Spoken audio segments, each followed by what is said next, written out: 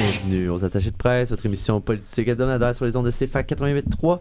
On accueille maintenant notre collègue hebdomadaire, Eden Bélanger, qui vient nous parler de la situation du logement au Québec, qui, comme on l'aime l'appeler, la crise du logement. On va en discuter ensemble. Eden, comment ça va? Ça va bien, vous autres? Ça va très bien. Merci d'accepter l'invitation encore une fois. Fait que, qu'est-ce qui se passe côté logement? On sait qu'on est on est le 5 juillet, puis le 1er, ben, on le sait tous, c'est la fête du déménagement. Qu'est-ce qui se passe en ce moment-là? Ben, la fête du déménagement, pour beaucoup de gens, c'est une journée qui est plaisante. C'est sûr que c'est éreintant, c'est fatigant, mais on a comme l'impression de gravir l'ascenseur social d'une société puis de déménager vers un meilleur lieu. Mais de plus en plus, pour beaucoup de ménages québécois, c'est pas une très belle journée le 1er juillet. Cette année, il y a 600 ménages québécois qui sont retrouvés à la rue le 1er juillet, donc sans logement. C'est assez incroyable. Ah, c'est ça, ouais, c'est... Bref, c'est beaucoup trop. C'est beaucoup trop. Puis à Sherbrooke, c'est combien? À Sherbrooke, on est à 50 logements en date du 1er juillet. Et là, aujourd'hui, on est rendu à 50 ménages chez moi. Et là, on est rendu à 36 ménages aujourd'hui en date du 5. Donc, tranquillement, la situation se résorbe. Mais c'est pas à Sherbrooke, c'est le pire au Québec, là, en pas relatif. Là, la ville de Drummondville fait vraiment classe à part. On a 135 ménages au 1er juillet qui sont retrouvés sans logement. Une ville de seulement 80 000 habitants, là, c'est assez important là, quand même. C'est fou comparable, mettons, à une ville comme Montréal. Là. Je sais pas si on a des statistiques. Une ville comme Montréal, c'est environ une centaine.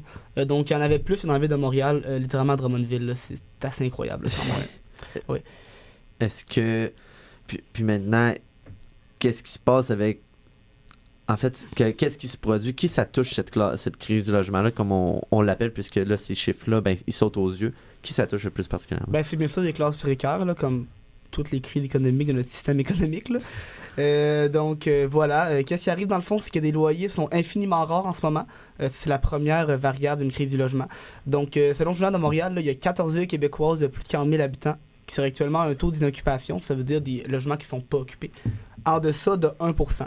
Ce qui est extrêmement faible comme taux. Pour vous donner pour vous donner un exemple de ce qui serait sain, là, ça serait un taux d'inoccupation d'environ 3%. Donc, en bas d'1%, c'est extrêmement troublant.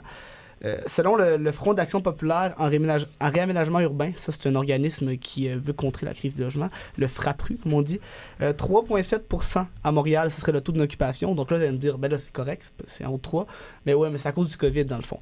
C'est vraiment associé au COVID. Ouais, c'est parce que dans le fond, il y avait des étudiants étrangers ou des immigrants étrangers qui venaient habiter à Montréal, qui ont décidé qui n'ont pas pu venir avec le COVID. Il y a des gens qui ont quitté Montréal pendant le COVID, on a vu gros des gens partir en campagne. C'est pour ça qu'à Montréal, le taux est gonflé, mais ça veut pas dire nécessairement que les gens qui ont besoin de logement vont en avoir. Ça veut vraiment pas dire ça. Là.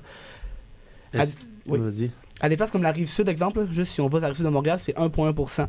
Si on va sur la Rive-Nord de Montréal, c'est 0,4%. Puis si on va dans la basse ville de Québec, c'est 1,5%. Mais ce qui me frappe, c'est que c'est encore pire dans les régions. On pourrait penser que la crise du logement, c'est seulement dans les grandes villes, mais c'est pire dans certaines régions, puis même dans des plus petites villes ou même certains villages du Québec. Ouais, il y a des places, ça n'a vraiment pas de bon sens. Là. À Saint-Raymond, c'est à 0,9%. À Rivière-du-Loup, c'est à 0,5%. À Rouyn-Noranda, 0,3%. À Drummondville, où il y a eu plus de 135 ménages dehors, 0,2%. À Granby, 0,1%. Autrement dit, il n'y en a presque pas là, de logements libres. Et si on discutait aussi non seulement les loyers se font de plus en plus rares, mais ils augmentent aussi. Ben oui, la deuxième variable d'une crise du logement, c'est l'augmentation du loyer. Puis dans une économie de marché, il faut comprendre que l'augmentation des prix est souvent le corollaire de la rareté. Hein, c'est comme ça que l'offre et la demande fonctionnent. Donc, qu'est-ce qui arrive dans le fond, c'est qu'à Québec, exemple, le loyer moyen a augmenté l'an dernier de 4,7%. Il a augmenté de 6,1% à Montréal et de 7,1% à Saguenay. Puis dans la région métropolitaine de Montréal, là, le loyer moyen a augmenté de 8,6% en 2 ans. Pour s'établir environ à 913 $, ce qui est assez cher là, pour ceux qui payent des loyers. Et à Gatineau, là, pour vous donner un exemple extrême, le loyer moyen a augmenté de 16,4% depuis l'automne 2019, soit il y a environ moins de 3 ans. Là. C'est énorme augmentation. Là. 16%, ça n'a aucun sens. Puis pour ajouter de l'insulte à l'injure, là, les loyers disponibles sont plus chers que la moyenne. Ça veut dire que ce qui nous reste pour les gens qui sont précaires, c'est des loyers plus chers que la moyenne des loyers. Par exemple, à Montréal, là, selon le FRAPRU, le prix du loyer moyen était à 609 $ dans les logements occupés. Mais il est à 905 $. Mais il est à 992 $ dans les logements qui sont inoccupés. Ça, c'est une différence d'environ 10%. Ça veut dire que les gens n'ont pas d'argent, ils n'ont pas de logement, puis les logements qui leur restent, qui sont très rares, sont trop chers. C'est vraiment catastrophique. Puis comme si c'était pas assez comme ça, comme si c'était pas assez cruel, les plus grands loyers, donc pour les familles de 1 ou 2 enfants qui ont besoin, pas d'un 4,5, mais d'un 5, d'un 5,5, d'un 6,5, ben, sont encore plus rares.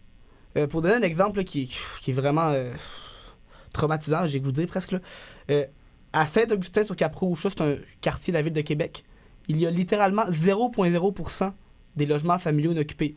Dans le fond, il n'y en a pas, tout simplement. Il n'y a rien sur le marché. Il n'y a rien sur le marché. Puis à Sherbrooke, hein? À Sherbrooke, là, seulement 0,5% des logements familiaux sont inoccupés. Puis là, on va un peu se concentrer sur notre ville quand même. Dans la région de Sherbrooke, le taux d'inoccupation est de 0,9%, donc ça ressemble un peu aux autres régions du Québec. Là. C'est assez faible. Le loyer moyen a augmenté de 8,7% depuis l'an dernier. Ça, c'est vraiment haut en comparaison au reste du Québec. Moi, je l'ai remarqué dans mon loyer. Là, j'ai changé d'appartement le 1er juillet. Le loyer a augmenté. Mais bon, on est en crise du logement aussi à Sherbrooke, comme dans tout le Québec. Qu'est-ce que la ville a fait?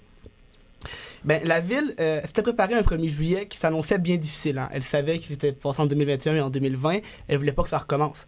Faut dire aussi que la nouvelle mairesse Évelyne Baudin avait pas vraiment le choix de s'attaquer à cet enjeu-là parce qu'elle a fait de campagne beaucoup sur la crise du logement. Là. Donc, on peut dire qu'elle a quand même livré la marchandise. Là. La ville a collaboré avec l'Office municipal d'habitation de Sherbrooke et l'Association des locataires de Sherbrooke, 2 organismes communautaires, afin de monter une stratégie, dans le fond, pour épauler les ménages qui allaient être sans loyer.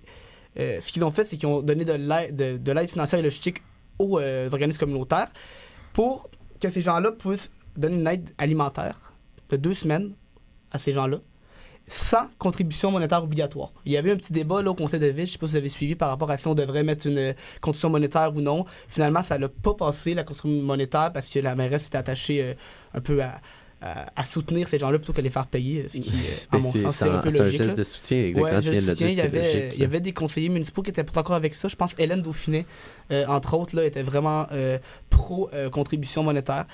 Bon, les députés indépendants sont toujours fidèles à eux-mêmes. Donc, voilà. En plus de ça, là, si on check plus sur le moyen long terme, dans son budget 2022, la ville a prévu un financement de 4 millions dans la construction de logements pour l'année, ce qui est une augmentation assez importante, là, selon la mairesse Évelyne Baudin. Les investissements en ce sens se chiffraient environ à 2 millions entre 2007 et 2021. Donc ça, c'est une assez bonne augmentation. Cependant, Évelyne Baudin là, rajoute qu'on va avoir besoin d'aide du provincial si on veut espérer atteindre l'objectif municipal de construire 1000 nouveaux logements en 5 ans. Il faut dire que la meilleure manière de résorber une crise de logement, c'est d'avoir plus de logements. Là, on s'entend, il n'y a pas vraiment d'autres formules magiques. Là. Donc, et ça, on a besoin d'aide provinciale. C'est fou parce que à l'heure actuelle, on est vraiment dedans la crise du logement, mais comme tu dis, la solution, c'est de construire des logements, sauf qu'ils n'y arriveront pas demain. Ben non, exactement. J'aimerais savoir si, en un claquement de doigts, une formule magique ou quelque chose, ça ne fonctionne pas comme ça, mais comment on peut régler là, dans le court terme, là, genre, comment on peut le régler hier, ce problème-là? Écoute, pour le régler, pour aujourd'hui, c'est très difficile. Hein. Il aurait fallu y penser peut-être en amont. La politique, souvent, les politiciens sont très court-termistes, hein, donc ils ne pensent pas à ces problématiques-là. Mais bon, quand même, les partis politiques provinciaux, parce que c'est quand même assez provincial comme enjeu, ça, ont des propositions. Bon, du côté de la CAQ, le gouvernement a tout récemment finalement reconnu qu'il y avait une crise du logement. Après des années à avoir tergiversé sur la question, on se rappelle Manon Massé qui avait littéralement assommé François Legault en commission parlementaire en lui demandant c'était quoi le prix du loyer, puis il avait dit une réponse qui faisait aucun sens. Ouais, c'était 500 $ qu'il avait mentionné, puis après ça, il avait rectifié ses propos, M. Legault, justement, il avait dit oui, mais en colocation dans un 5,5, ça revient à 500 $ par personne. C'est patinage, oui. C'était assez spécial, mais ils l'ont reconnu là, récemment, la crise du logement. Donc, eux, j'ai pas trouvé tant de promesses pour 2022, peut-être que c'est pas encore arrivé. J'ai trouvé par contre ce qu'ils disent, eux, avoir fait jusqu'à présent. Donc, ils disent avoir assoupli les critères d'admissibilité dans les HLM et dans le programme Accès Logis. C'est un programme provincial là, pour l'accès au logement. En plus d'avoir bonifié Location Logement, qui est une aide financière pour les ménages à faible revenu qui consacrent une part trop importante de leur budget à leur logement. Oui, effectivement, justement, cette aide-là est passée de 70 $ par mois à 180 $, quand même une augmentation quand même significative. Oui, vraiment beaucoup. Il dit aussi avoir mis en place un nouveau programme d'habitation abordable. où Québec va épauler des projets de logements locatifs destinés à des ménages à revenus faibles ou modestes et des citoyens avec des besoins particuliers en habitation. Ça, c'est muni d'une enveloppe de 300 millions de dollars. Et selon eux, ça pourrait permettre la construction de 3200 logements abordables, ce qui est quand même non négligeable. On dit aussi vouloir faire 3500 logements sociaux et communautaires avec le programme Axélogie, 3500 nouveaux. Et Legault a aussi évoqué une idée en entrevue, là, je ne sais pas si ça va être une promesse, que l'État construise elle-même des bâtiments pour ensuite les vendre aux personnes morales ou physiques désireuses de les acquérir directement. Donc, ouais, c'est une idée qu'il a lancée comme ça. Je ne sais pas s'il va vraiment faire ça comme, En fait, comme promesse. C'est ça, ça va être un enjeu quand même important de la prochaine campagne. On se rappelle que la campagne s'en vient très prochainement. J'imagine que M. Legault va amener des promesses au courant de l'été par rapport à la crise du logement. S'il n'en fait pas, on verra ce que ça donne au Ça me final. surprendrait que Gros n'en fasse pas parce que les partis d'opposition, en tout cas la majorité d'entre eux, sont allés au bat, comme on dit, sur cet enjeu-là. Là. Le PLQ qui a déjà déposé sa plateforme électorale, donc assez tôt quand même, hein, veut notamment, et là je cite leur plateforme, octroyer aux municipalités un droit de préemption. Ça veut dire que... de préemption, excusez-moi. Ça veut dire qu'il y aurait le droit de regard avant les autres acheteurs lorsqu'il y aurait une vente de loyer. Bon, j'ai pas trop compris l'objectif vraiment, là. J'ai demandé à des juristes... On dit que ça ne servait pas à grand-chose, vraiment. Le PQ aussi, pas pour ça, d'ailleurs. Là. C'est une chose qui peut-être ça pourrait permettre aux villes d'acheter pour pas que ça soit des gens qui flippent des bâtisses, qui achètent, etc. Mais bon, on verra à ce niveau-là. On va aussi taxer les propriétés inoccupées qui appartiennent à des non-résidents. Ça, dans le fond, c'est pour faire baisser les taux d'inoccupation qui sont inutiles.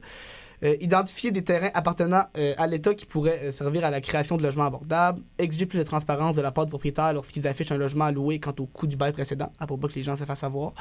Impliquer plutôt les municipalités lorsque des projets d'infrastructures publiques à nature régionale sont développés afin de mieux prévoir les besoins de logements qui en découleront. Donc là, j'ai pas tout dit, mais le programme du Parti libéral est quand même assez important en ce sens. Sinon, très rapidement, oui. Pour Québec solidaire, parce qu'on s'entend du Québec, peut-être en pour les Québec solidaire, Parti québécois, ça se ressemble beaucoup. Hein? Québec solidaire veut suspendre une période d'1 an le droit du propriétaire d'augmenter le loyer pour un bail de logement privé. Donc ça, c'est quand même assez... social-démocrate, interventionniste. Sinon, on veut, du côté du PQ aussi, et du côté du QS, faire un moratoire sur les rénovations permises par la loi. Sinon, le PQ, lui, veut abolir la clause F des baux, qui permet aux propriétaires de logements construits il y a 5 ans au moins d'augmenter sans limite le prix des loyers. Donc ça, c'est une suggestion. Sinon, du côté du PCQ, pour faire vite, le PCQ, dans une philosophie totalement différente, eux, c'est pas les propriétaires qui vont cibler, mais c'est les locataires. Oui, en effet. Dans le fond, eux, ils privilégient le marché privé. Hein. Ils veulent qu'on dérégule, qu'ils veulent faire un peu du bon vieux néolibéralisme pour que les gens investissent plus dans les logements et qu'on ait plus de logements. Ils attaquent même les locataires irresponsables qui massacraient, selon eux, les logements. On voit que la logique n'est pas du tout la même là, que les partis de gauche. Parfait. Eden, merci d'avoir été des nôtres pour nous parler de la crise du logement, un dossier fort intéressant puis fort important pour la prochaine campagne électorale. Fait que merci d'être revenu sur nos ondes cette semaine. Merci à vous les gars, c'est toujours un plaisir.